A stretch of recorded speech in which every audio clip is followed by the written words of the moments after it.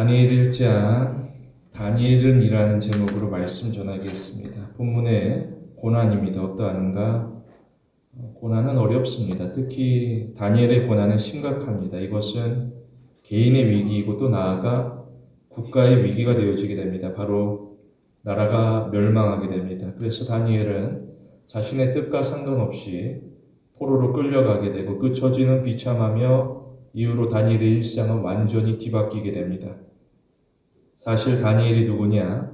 4절에 보게 되면 다니엘은 완벽합니다. 다니엘은 흠이 없고 다니엘은 지식에 통달하고 그리고 다니엘은 학문에 익숙한 자입니다. 그럼에도 그는 이제 이방의 포로에 불과하게 됩니다. 그야말로 다니엘은 완전히 추락하게 됩니다. 사람이 위기를 만나게 됩니다. 어떠하느냐? 사람은 위기 가운데 자기 자신에 대한 진실이 드러나게 됩니다. 출애굽기 14장에 보게 되면 홍해 앞입니다. 이스라엘이 순종함으로 애굽을 떠나 광야로 나아가지만 그들은 불안해하게 됩니다. 어느 정도냐? 이스라엘은 모세를 향하여서 우리에게 무덤이 없어서 우리를 이 광야로 데리고 나와서 우리를 죽게 하는 것이냐라고 항의하게 됩니다. 이어서 이스라엘은 전에 우리가 애굽에 있었을 때에 우리가 종으로 사는 것이 훨씬 더 나으니 우리를 그냥 내버려 두라고 하지 않았느냐라고 저마다 소리를 높이게 됩니다. 그러자 모세가 뭐라고 말하느냐? 모세는 이스라엘에게 너희는 두려워하지 말고 가만히 있어서 하나님이 너희를 위하여 행하시는 구원을 보라라고 이야기하게 됩니다. 이어서 모세는 너희가 오늘 보는 이 애굽 사람을 영원히 다시는 보지 못할 것이라고 말하게 됩니다. 이것이 정말인가? 그것은 사실이었습니다. 성경에 보게 되면 바로의 그 강력한 군대가 오히려 모두 다 바다에 빠져서 한 사람도 살아남지 못하였다라고 알리고 있습니다. 그러자 이스라엘이 크게 흥분합니다. 이어서 그들은 노래하게 됩니다. 뭐라고 하느냐? 이스라엘은 주께서 우리를 은혜로 인도하셨다라고 말합니다. 이어서 이스라엘은 주께서 우리를 주의 거룩한 처소로 들어가게 하신다라고 찬양합니다. 그들이 바라봤을 때에 이 광야도 이겨낼 수 있겠다. 하나님의 거룩한 처소가 될 것이다. 이후로 실제 그들이 광야로 들어서게 되는데 어떠하느냐? 3일이 지나게 되는데 물이 없게 됩니다. 그러자 이스라엘 모든 사람들이 실망합니다. 그리고 그들 모두가 하나님을 향하여서 다시금 원망하게 됩니다. 이처럼 사람이 수시로 돌변에 나아가게 됩니다. 위기 가운데 단 3일에 불과한데 찬양이 변하여서 오히려 원망으로 다니엘도 어떠하느냐? 어떻게 보면 다니엘은 일생이 되어지게 됩니다. 뭐냐? 다니엘이 가는 길은 고난의 길이고 또한 이 길이야말로 신앙의 길이 되어지게 됩니다. 다니엘은 고난 가운데 오히려 경건한 신앙인으로서 살아가야 될 것입니다. 특히 2절에 보게 되면 뭐라고 하느냐? 성경은 하나님이 이스라엘을 바벨론에게 넘겨주셨다라고 알리고 있습니다. 사람이 생각하기에 마치 하나님께서 나에게 고통을 안겨주는 것만 같습니다.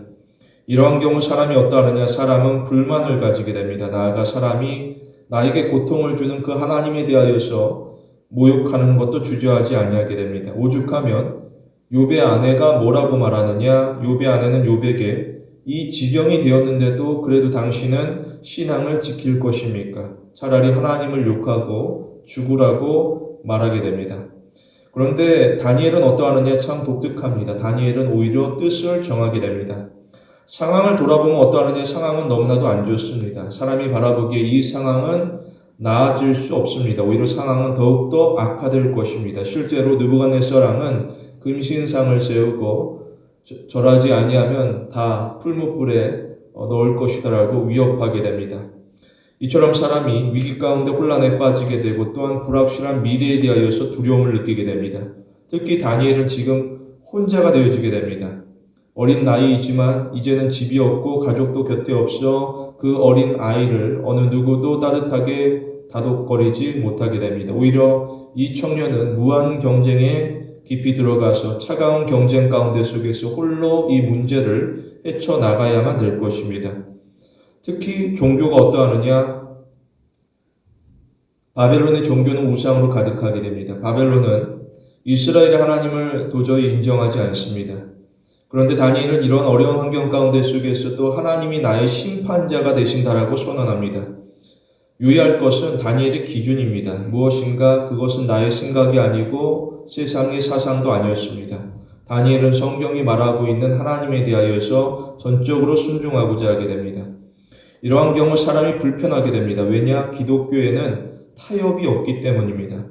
세상에서는 어느 정도 적당히 타협합니다. 우상도 어느 정도 적당히 타협합니다. 그런데 기독교는 절대로 타협하지 않습니다. 신자는 하나님의 말씀에 오직 복종할 뿐입니다. 그러한 사이에 세상은 유혹하게 됩니다. 무엇인가? 바로 교육입니다. 특히 언어, 문화, 나아가 종교를 통하여서 사람을 다시금 재교육하게 됩니다. 특히 오늘 본문에서는 음식을 활용하고 있습니다. 양식은 중요하게 됩니다. 어떠하느냐? 양식은 생존과 관련되어지게 됩니다. 특히 본문의 음식은 종교와 연결되어지게 됩니다. 학자들은 우상에게 바쳐진 음식으로 추정하고 있습니다. 이처럼 세상은 신자에게 끊임없이 타협을 요구하게 됩니다. 이것을 수용해라. 이것을 받아들여야. 그러나 너가 살할 것이다. 그리고 너가 잘 될 것이다. 특히 5절에 보게 되면 왕의 음식이라고 설명하고 있고 또한 왕이 마시는 포도주라고 설명하고 있습니다. 세상에 바라볼 때 이것은 나쁜 게 아니라 오히려 혜택에 해당되어지게 됩니다. 다시 말해 이방의 왕이 이스라엘의 포로를 왕의 식탁으로 기꺼이 초대하고 있습니다. 그런데 다니엘은 기뻐하기보다 오히려 이 문제를 심각하게 받아들이고 자신의 신앙을 지키고자 하게 됩니다. 그때부터 신앙을 지키고자 하는 그때부터 일상은 험난해지게 됩니다. 신자는 위선자가 될 수 없습니다. 위선자가 무엇하느냐? 위선자는 자신이 하는 일을 자랑하게 됩니다. 그리고 위선자는 자신이 이루는 업적을 과장하여 주장하게 됩니다. 예를 들어 바리새인을 보면 어떠하느냐? 그들은 가장 종교적입니다. 하나님을 위한다라고 하지만 예수님께서는 바리새인을 보고 책망하시게 됩니다. 뭐라 그러느냐? 바리새인을 향하여서 회칠한 무덤이라고 표현하시게 됩니다. 우리는 우리 자신을 비워야 될 것입니다. 그리고 우리는 하나님의 은혜를 채워야 될 것입니다.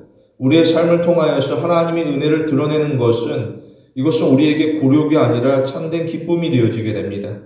나를 드러내기보다 하나님을 드러내는 것이 우리에게 있어 소망이 되어지게 됩니다. 특히 우리는 참된 양식을 간구하게 됩니다. 그러기 위하여서는 하나님 앞으로 나아가야 할 것입니다. 이사야에 보게 되면 너희 목마른 자들아 물로 나아오라. 돈 없는 자도 오라. 너희는 와서 사 먹되 돈 없이 값없이 와서 포도주와 젖을 사라.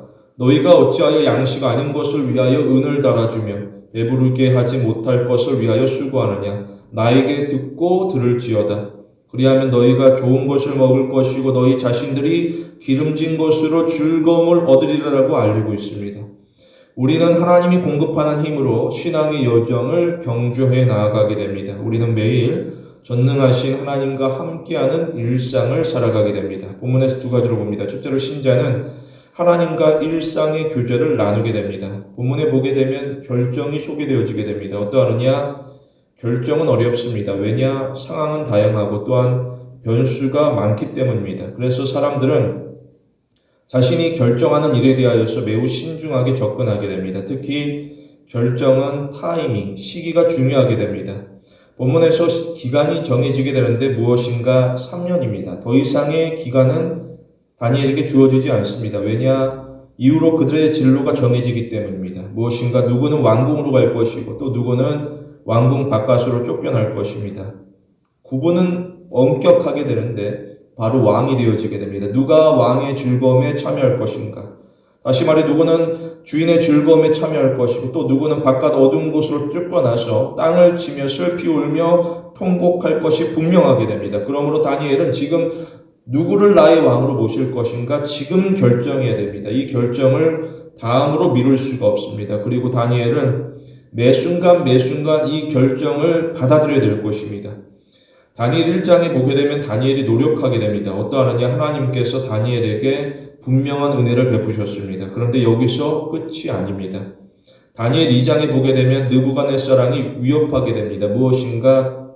그가 꿈을 꾸게 됩니다. 꿈은 언제나 난해한 주제입니다. 이에 대하여서 모두가 이 꿈을 해석할 수 있느냐? 아무리 타고난 전문가라 할지라도 실패하게 되고 그들은 결국 죽임을 당할 것이 분명하게 됩니다. 그리고 이 역시 다니엘도 해당되어지게 됩니다.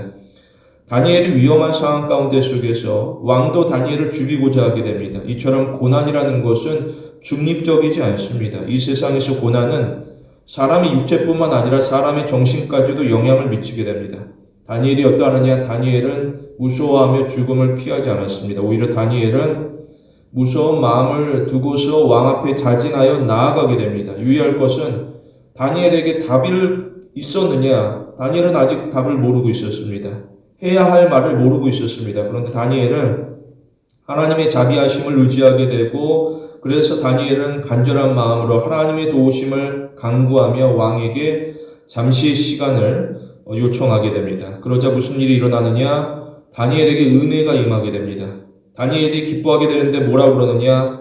하나님이 왕들을 폐하시고 또한 왕들을 세우시며 지혜자에게 지혜를 주시고 총명한 자에게 지식을 준다라고 고백합니다. 그가 바라볼 때의 진정한 왕은 이 세상의 왕이 아니라 만왕의 왕 하나님이 되시게 됩니다.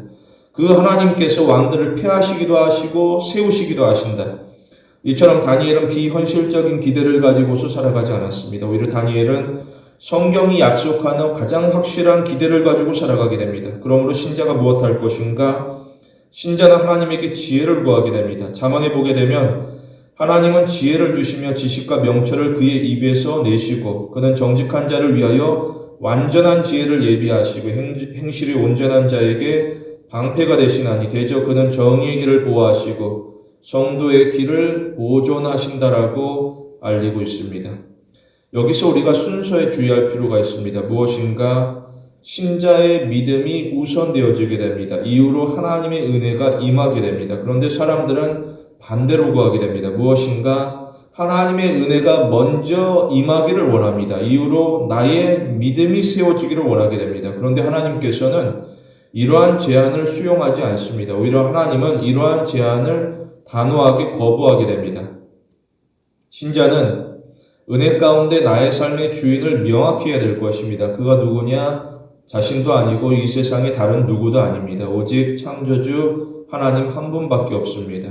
그러므로 신자는 하나님을 전적으로 의지하게 됩니다. 그렇지 않고서는 신자는 하나님이 창조하신 세상에서 혼자서 살아갈 수 없고 무너져 다시는 일어설 수도 없게 됩니다. 따라서 신자는 매일 매순간 분주함 가운데 속에서도 하나님을 향하는 성실함으로 나아가는 길을 도전해 나아가게 됩니다. 특히 결단이라는 것은 어느 날 갑자기 하루아침에 시작되지 않습니다. 오히려 결단은 훈련이 되어지게 됩니다. 신자는 날마다 다듬어져 가게 됩니다.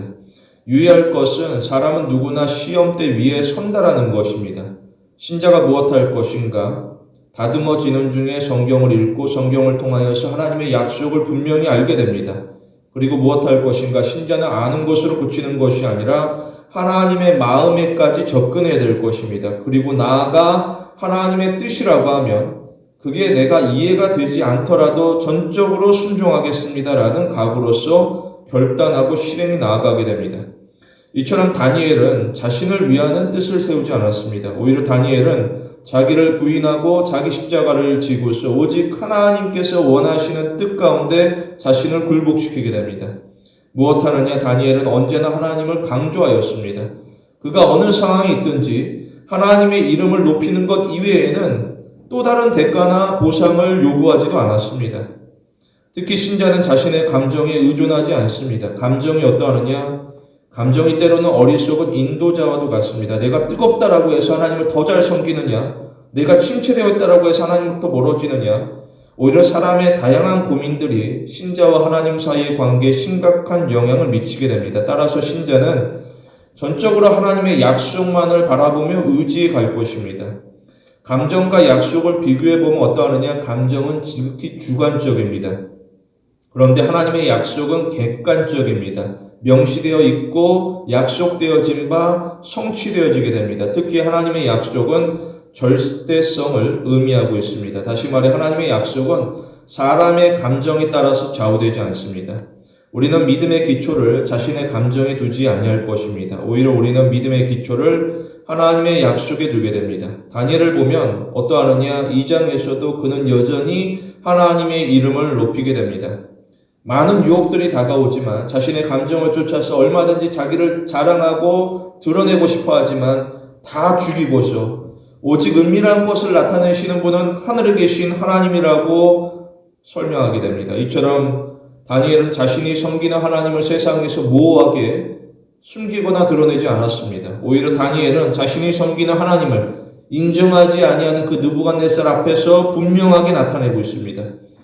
우리는 하나님을 믿지 아니하는 어두운 세상 가운데 속에서 우리 안의 신앙으로 고백하게 됩니다. 특히 우리가 공개적으로 우리의 신앙이 무엇인지를 솔직하게 고백해야 될 것입니다.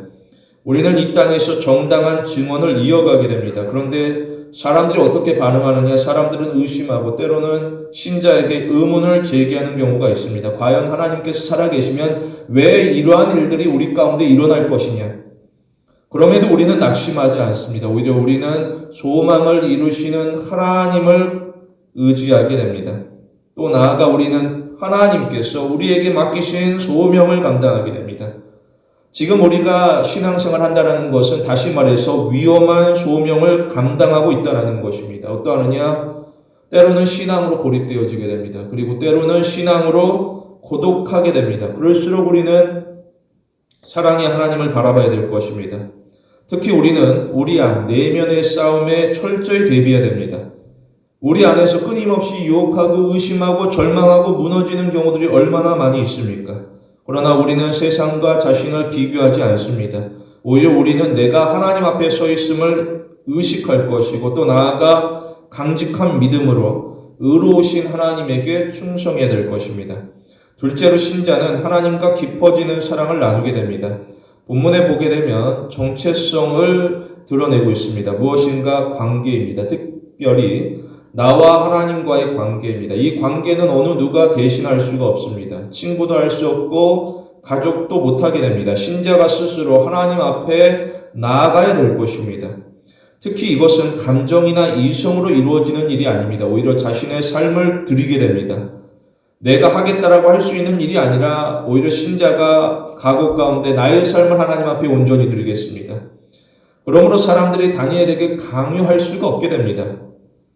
내가 그의 삶을 책임져 줄 수가 없습니다. 그가 결정하고 그가 감당해야 될 일이 되어지게 됩니다. 따라서 다니엘이 혼자서 스스로 결정하고 결단하게 되는데 특별히 다니엘은 이 어려운 문제에 대하여서 신앙으로 인하여 겪게 되는 여러 가지 고난까지도 그는 받아들일 것을 기쁘게 여기게 됩니다.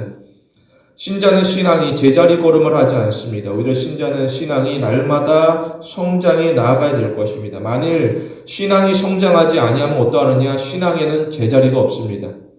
언제나 옛날을 추억한다는 것은 나의 신앙이 완전히 지금 후퇴하고 있다는 뜻이 될 수도 있습니다. 오히려 앞날을 바라보며 소망을 꿈꾸는 자가 매일의 삶 가운데 속에서 신앙이 성장해 나아가는 것입니다. 그런데 이 제자리가 없는 신앙 가운데 속에서 신앙이 급격히 추락하는 경우들이 얼마나 많이 있습니까? 다니엘 14장에 보게 되면 제자들이 풍랑을 만납니다. 이 풍랑을 헤치고자 고생합니다. 그러자 예수님께서 바다 위로 걸어서 그들 가운데 다가오시게 됩니다. 제자들이 놀라게 되고 얼마나 놀랐는지 예수님을 유령으로 착각하게 됩니다. 그만큼 제자들은 고단하였고 대략 9시간이 넘는 그 긴 시간 가운데 풍랑과 사투하며 몸과 마음이 완전히 지쳐버리게 됩니다. 그런데 예수님께서는 그들 가운데 안심하라 나니 두려워하지 말라라고 이야기하시게 됩니다. 이에 대하여서 베드로가 힘을 얻어서 나서게 되는데 뭐라고 하느냐? 만일 주님이시거든 나를 명하사 물 위로 오게 하소서라고 외치게 됩니다. 이후로 베드로는 실제로 배에서 내리게 되고 그리고 발을 내딛고 물 위로 걸어가게 됩니다. 그러자 신기한 일이 일어나는데 무엇인가? 베드로는 물 아래로 빠지지 아니하고 오히려 물 위로 걸어서 예수님에게로 걸어가게 됩니다. 한 걸음 한 걸음 내딛게 되는데 순간적으로 바람을 보게 됩니다. 예수님을 놓치고 그 파도가 거세게 일어나는 것을 보게 되자 현실을 분명하게 깨닫습니다. 이것이 무엇인가? 이것은 꿈이 아니라 이것은 실제의 삶이 되어지게 됩니다. 내가 비록 신앙으로 각오하였지만 현실이 얼마나 무서운지 그 즉시 베드로는 물 아래로 급격하게 빠져내려가게 됩니다. 제자리가 없이 물 아래로 빠져가는 신앙이 급격하게 추락하는 모습을 보여주고 있습니다. 신자는 하나님에게 더욱 집중해야 될 것입니다. 세상은 혼란스럽습니다. 어떠하느냐? 세상은 신자를 향하여서 마치 거대한 풍랑처럼 들이닥치게 됩니다. 다니엘은 얼마나 심각한지 그는 일생 동안 계속해서 평생토록 풍랑과 사투해야 됩니다. 제자들이 단 9시간만으로도 힘들어하게 되는데 이 다니엘은 평생 끊임없이 계속해서 풍랑과 사투해야 될 것입니다.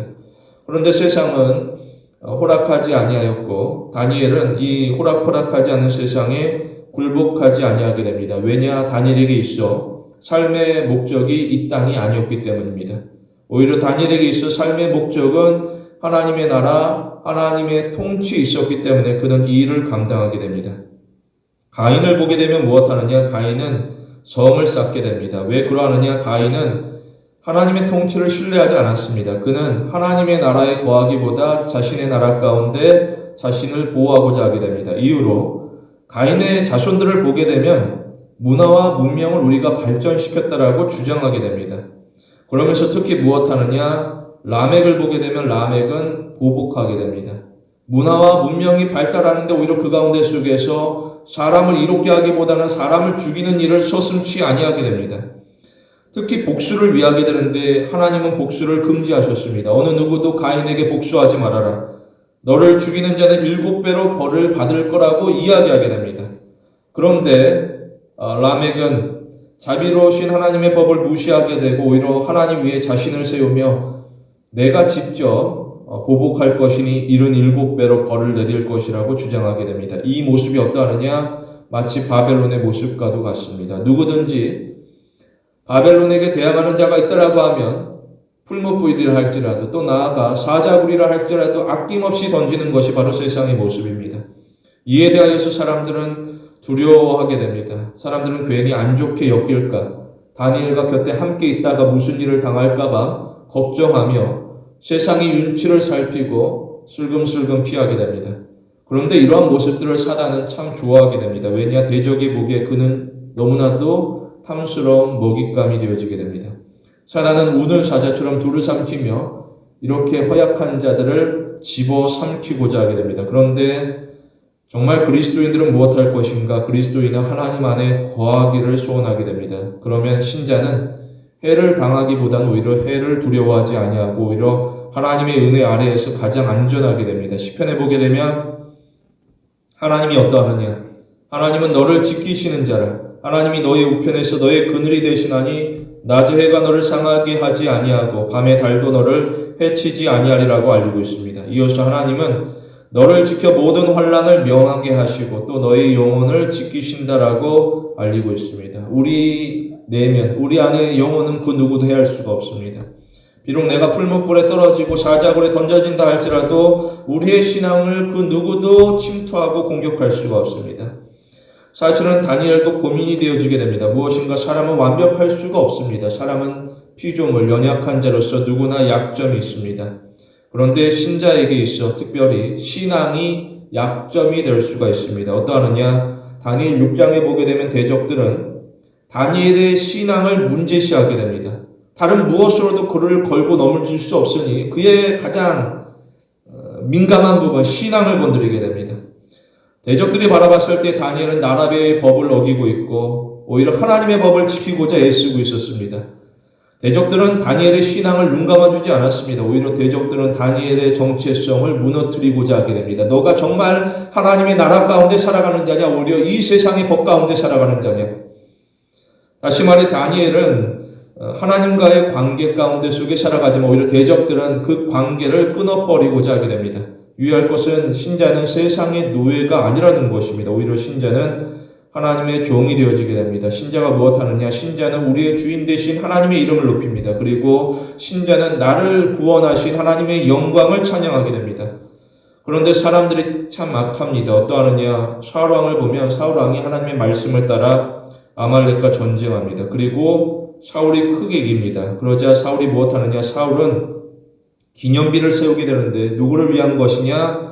이 기념비는 하나님이 아니라 자신을 위하게 됩니다. 그는 하나님의 말씀을 따라 큰 승리를 얻었지만 오히려 큰 은혜 가운데 자신의 기념비를 세워서 자신의 이름을 온 땅에 알리고자 하게 됩니다.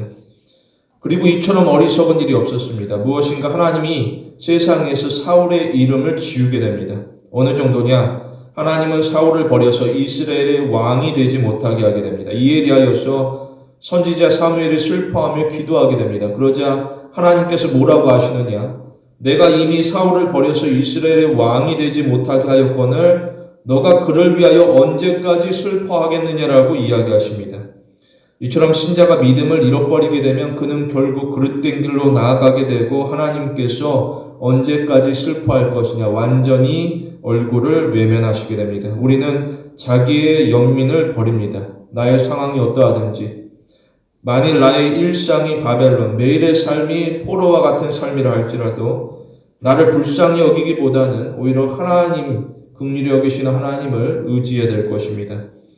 다시 말해 사람이 자신의 뜻대로 할 수 있는 일이 아무것도 없어 보이고 대신 사람이 마치 쇠사슬에 묶여 이리저리 이방인에 의하여서 믿지 않는 사람들에 의하여서 끌려다니는 것처럼 보일지라도 신자는 괴로워하면서 아파할 수 있으나 우리는 인내하게 됩니다. 우리는 헛된 영광을 추구하지 않습니다. 우리는 세상에서 공허한 영광에 사로잡히지도 않습니다. 제자가 어떠하느냐? 제자는 자신의 권리를 과감하게 포기하게 됩니다. 우리는 일관된 삶으로 부르심을 받았습니다. 우리는 하나님만을 섬깁니다. 일관된 삶, 변하지 아니하는 일관된 삶으로 하나님께서 우리를 초대하셨습니다. 특히 우리는 두 마음을 품지 않습니다. 오히려 우리는 한 분 하나님 대신 그분만으로 기뻐하며 섬기게 됩니다. 물론 세상이 이 일을 싫어하고 방해하며 때로는 위협하게 됩니다. 그런데 우리는 이미 그 결과를 알고 있습니다. 무엇인가 우리는 세상의 바람대로 패배하지 아니하고 신앙을 저버리지 아니하고 하나님의 약속대로 승리하게 됩니다. 오직 하나님만이 우리의 주권자가 되어주시게 됩니다. 하나님은 자비로운 섭리로 우리를 지금부터 영원에 이르도록 인도하시게 됩니다. 우리는 믿음으로 하나님의 완전한 자비를 받아들이게 됩니다. 우리 모두 진리를 바르게 분별하는 성도가 되길 원합니다. 신자는 이 땅에서 목표가 있습니다. 무엇인가 신자는 나의 성공, 나의 행복이 목표가 아닙니다. 나의 성공, 나의 행복을 위하여서 기도하는 자는 어느 순간 난간에 복잡하게 됩니다. 오히려 신자에게 있어 목표는 하나님의 거룩이고 나의 성화가 목표가 되어지게 됩니다. 성경이 교훈하게 되는데 뭐라 그러느냐? 출애굽기에 하나님께서는 너희는 나에게 거룩한 사람이 되라라고 이야기하십니다. 과연 이것이 가능할 것인가? 가능케 하시는 분은 내가 아니라 하나님이 되어주시게 됩니다. 하나님이 누구냐? 하나님이야말로 궁극적인 통치자가 되어주게 됩니다. 나는 할 수 없어도 하나님께서는 하실 수 있다라는 믿음을 가져야 될 것입니다. 신자는 자신을 세상의 계획에 끼워 맞추지 않습니다. 사람의 계획이라는 것이 어떠하느냐? 사람의 계획은 작고 협소하게 됩니다. 우리가 보는 그 시간만큼 우리의 계획도 일부분에 불과하게 됩니다. 신자는 자신을 쳐서 전능하신 하나님, 만물을 주장하시고 다스리시고 살피시며 가장 온전한 길로 인도하시는 그 하나님의 계획 가운데 온전한 마음으로 따라가야 될 것입니다. 레위기에 보게 되면 하나님께서는 내가 거룩하니 너희도 거룩하라. 내가 너희를 이끌어갈 것이라는 것을 자신 있게 이야기하시게 됩니다. 특히 이것은 칭의를 의미하고 있습니다. 칭의가 무엇인가? 칭의는 우리의 삶의 진정한 시작이 되어지게 됩니다. 사람은 죄인으로서 스스로를 구원할 수 없고 언제나 죄악의 구렁텅이에 빠져 헤매이게 됩니다. 다시 말해 사람은 이 땅에서 죄의 노예로 살아갈 수밖에 없습니다. 그런데 하나님께서 신자를 긍휼히 여기시게 되고 무엇 하시느냐? 하나님이 신자의 죄를 용서하시며 또한 신자에 대하여서 의롭다라고 선언하시게 됩니다. 바로 하나님 앞에 믿음으로 각오하는 자를 하나님께서는 기뻐하시고 오히려 법적 선언 가운데 그들을 칭의, 거룩한 자라고 부르시게 됩니다. 따라서 우리는 세상의 법이 아니라 하나님의 법에 기뻐하며 순종해 나아가게 됩니다. 특히 칭의는 특징이 있습니다. 무엇인가 세 가지입니다. 먼저 칭의는 죄악을 사하게 됩니다. 하나님은 그리스도 안에 있는 자를 정죄하지 않습니다. 그리고 칭의는 하나님의 은혜입니다. 하나님은 의롭다함을 받을 수 없는 자를 의롭다라고 판결하시게 됩니다. 마지막으로 칭의는 신자의 순종입니다. 하나님은 하나님의 계명에 순종하는 자를 의로운 자로 인정하시게 됩니다. 우리는 각오하는 마음, 칭의를 통하여서 하나님의 선하심과 의로우심을 드디어 발견하게 됩니다. 우리는 어떠한 상황 가운데 속에서도 하나님의 뜻을 구하게 됩니다. 시편에 보게 되면 하나님이여 주의 도를 나에게 가르치소서. 내가 주의 진리로 행하오리니 내가 주의 진리를 행할 것이니 일심으로 주의 이름을 경외하게 하소서라고 알리고 있습니다. 우리가 하나님의 뜻을 알고자 하는 목적이 무엇인가? 그것은 하나님의 진리를 행하기 위함입니다. 우리가 하나님의 뜻을 구한다라고 하는데 그것이 나의 성공이나 나의 행복을 위한 것이 아니라 오히려 하나님의 진리를 행하기 위함이라고 하게 되면 하나님께서 언제나 우리 가운데 말씀하시고 임하시고 우리 가운데 축복하시게 됩니다. 항상 하나님은 동기를 중요하게 여기게 됩니다. 우리는 하나님의 뜻이라고 하면 불속이라 할지라도 기꺼이 순종해 나아갈 것입니다. 실제로 다니엘의 세 친구는 불속이라 할지라도 마다하지 아니하게 됩니다. 우리는 유사 그리스도인이 될 수 없습니다. 세상이 바라봤을 때에 그저 그런 그리스도인이 아니라 하나님이 바라보실 때에 진정한 그리스도인이 되기를 소원하고 간구하게 됩니다. 우리 모두 우리 안에 역경이 오히려 우리로 하여금 하나님의 사랑으로 변화시키는 성도가 되길 원합니다. 말씀을 맺겠습니다. 세상이 불안하고 또한 사회가 요동치게 됩니다. 이러한 상황 가운데 속에서 사람은 더욱더 불안하게 되고 두려워하게 됩니다. 대적은 이 점을 이용하게 됩니다. 대적은 불안을 조성하여서 어떻게 해서든 신자를 자신 앞에 굴복시키고자 하게 됩니다. 그런데 신자는 광야 가운데 속에서 어떠한 상황 가운데 처해 있다 할지라도 흔들리지 아니하고 처음부터 끝까지 하나님을 확고하게 의존하게 됩니다. 우리는 하나님의 약속을 확신합니다. 이미 만물은 하나님에게 복종하고 있습니다. 근거가 무엇인가? 하나님이 세상을 창조하셨고 또한 만물을 소유하시게 됩니다. 따라서 하나님은 그 기쁘신 뜻대로 만사를 다스리시게 됩니다. 우리는 대적의 유혹에 속지 않습니다. 오히려 우리는 전능하신 하나님만을 전적으로 신뢰하게 됩니다. 나아가 우리는 어두운 세상에서 하나님의 살아계심을 우리의 마음과 또한 우리의 행실로서 증언하게 됩니다. 우리가 누군가, 우리가 그리스도인이라는 것을 드러내게 됩니다. 우리는 로마서 말씀과 같이 우리가 살아도 주를 위하여 살고 죽어도 주를 위하여 죽나니 그러므로 우리가 사나 죽으나 우리는 주의 것이라고 고백하게 됩니다. 이것이 우리가 뜻을 정하는 고백이 되어지게 됩니다. 성도 여러분, 하나님의 무한하신 사랑이 우리에게 있어 가장 크고 확실한 소망이 되는 귀한 신앙의 성도가 되길 원합니다.